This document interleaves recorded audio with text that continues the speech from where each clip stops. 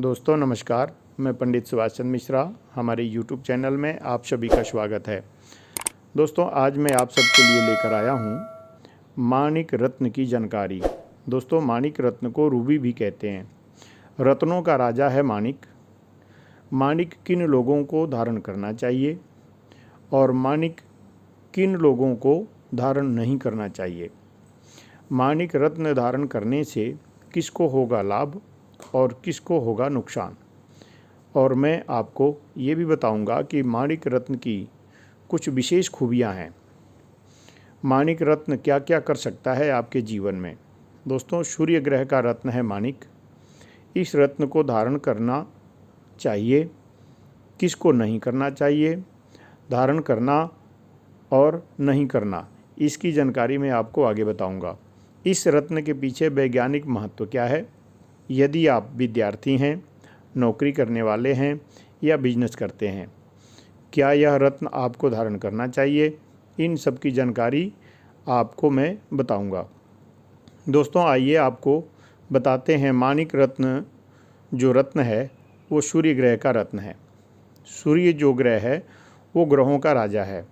माणिक रत्न Ruby नाम से भी जाना जाता है। दोस्तों माणिक रत्न धारण करने के फ़ायदे क्या क्या हैं।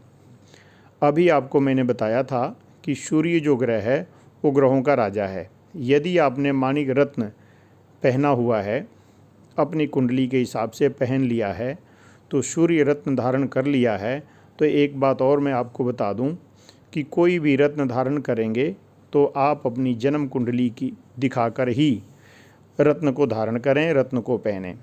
ये आप सभी से निवेदन है कि इसलिए कि इन रत्नों का जितना फ़ायदा है उससे ज़्यादा नुकसान है। इस जो रत्न आपको सूट नहीं करते वो बहुत ज़्यादा नुकसान पहुंचा सकते हैं। यदि आपने अपनी जन्मपत्री के अनुसार माणिक रत्न धारण कर लिया है तो आपके अंदर क्या क्या खूबियां हो सकती हैं। आपके अंदर राजाओं वाले गुण आएंगे, आपके अंदर आत्मविश्वास आएगा, आपके अंदर ऊर्जा की कमी नहीं रहेगी, आपके अंदर संकोच की भावना जो रहता है उसको आप दूर कर लेंगे। सूर्य ग्रह के रत्न धारण करने से, सूर्य ग्रह राजा है, राजसी गुणों की वृद्धि होती है। आपकी शानो शौकत बढ़ेगी। अगर आपने शुद्ध माणिक धारण किया हुआ है तो आपकी शानो शौकत बढ़ेगी। आपके अंदर लीडरशिप की, प्रधान पद पाने की भावना भी जागृत होगी। दोस्तों आपका अधिकार क्षेत्र बढ़ेगा। जो भी आप कार्य कर रहे हैं, जो भी बिजनेस कर रहे हैं, नौकरी कर रहे हैं, तो आपका अधिकार क्षेत्र बढ़ेगा। अब आपको बताएंगे कि माणिक रत्न कौन पहन सकता है और कौन नहीं पहन सकता है। दोस्तों सबसे पहले आप अपनी जन्म कुंडली देखें या दिखाएं। लगन कुंडली और नवांश कुंडली देखें। लगन कुंडली में आपने क्या देखना है।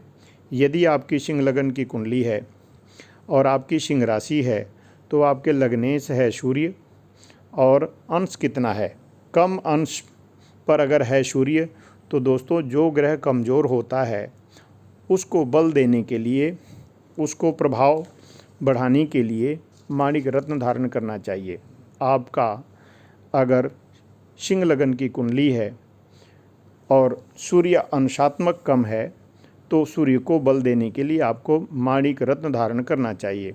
दोस्तों मान लीजिए आपकी कुंडली कर्क लगन की है और सूर्य दशम भाव में मेष राशि का बैठा हुआ है, तो सूर्य उच्च का है और अंश कम है, तो सूर्य को बलवान बनाने के लिए, सूर्य को बल देने के लिए माणिक रत्न धारण करें। नौकरी से संबंधित सभी माणिक रत्न को धारण कर सकते हैं। कितने वजन का रत्न धारण करना चाहिए। दोस्तों बहुत ज़्यादा वजन का भी नहीं होना चाहिए या बहुत ज़्यादा कम वजन का भी नहीं होना चाहिए।